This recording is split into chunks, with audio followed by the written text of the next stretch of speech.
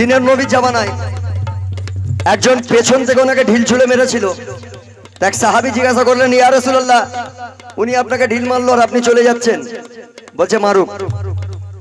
আরেক দিনের বাকিয়া, সরকারে দু আলম যেখান থেকে যেতেন, ওনার একটা মেয়ে ছিল, একটা বুড়ি মেয়ে ছিল, ওনার উপরে দুশ্মনী করতেন, যত ক্যাচড়া ওনার উপরে ফেলতেন। প্রতিদিন যখন যখন নবী গলি দিয়ে যেত, সেই মেয়ে ক্যাচড়া ফেলতেন। তো একদিন সেই মেয়ে, সেই বুড়ি মানুষ, সেই বুড়ি মেয়েটি আর নবীর উপরে ক্যাচড়া ফেলেনি, নোংরাগুলো ফেলেনি।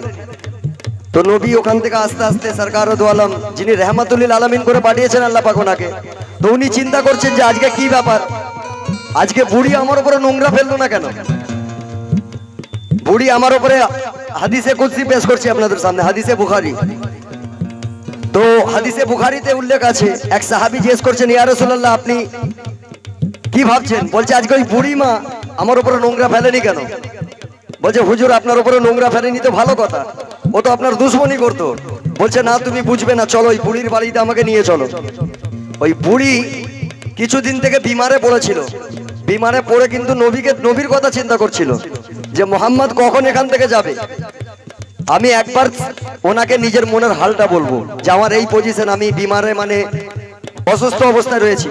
তো দিনের নবী যখন তার বাড়িতে গেল, বুড়ি চিন্তা করলেন যে আমি মনে একে ভাবছিলাম আর আমার বাড়ি চলে এলো, একে বলে রহমাতুল লিল আলামিন। তখন বলছে বুড়ি মা, তুমি আমার উপরে ক্যাচড়া নোংরা ফেলো না কেন? বলছে বাবা, আমার শরীরটা খুব ভীষণ খারাপ কিছুদিন থেকে। বলছে আমি আপনার কথাই প্রায় চিন্তা করি যে ওই মানুষটা রোজ আমার উপরে নোংরা ফেলতো, আজকে নোংরা ফেলছে না কেন? তা আমরা হচ্ছি সেই নবীর উম্মত।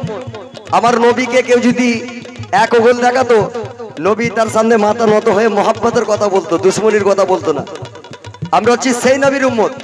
তো আসুন, তো আমার জামাল সাহেব বাবা সেই আওলাদে রাসূল, নবী থেকে আলী, আলী থেকে বড় পীর, বড় পীর থেকে গরিব নওয়াজ, এরকম স্টেজ বাই স্টেজ হতে হতে হতে আমার জামাল সাহেব বাবা পর্যন্ত এসছে।